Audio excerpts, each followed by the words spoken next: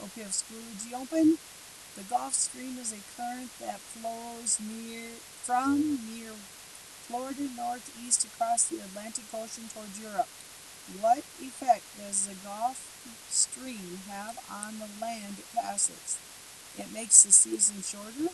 It causes the tides to change. It makes the climate warmer. It makes the weather worse.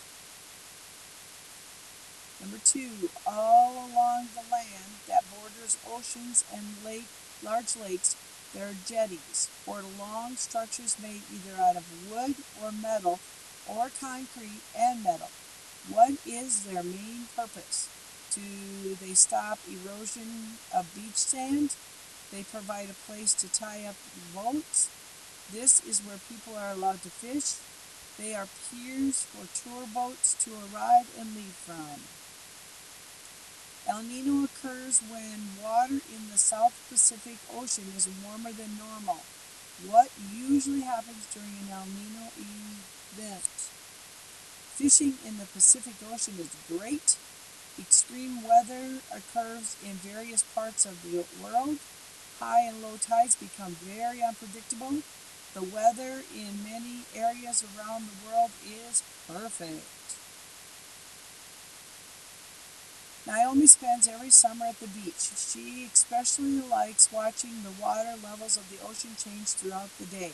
Naomi learns that this is called the tide, and it is caused by the arrangement of the sun, the moon, and the earth. What can Naomi say about the tide when these three objects are arranged in the figure above? So what kind of shape do we have? High tides and low tides will last longer than usual. There will be more than 2 high tides per day. The difference between high tides and low tides will be small. The time between each high tide and low tide will be equal. If you ever stood on the shore of a beach, you notice that the wind never seems to stop blowing. What effect does the wind have on the water?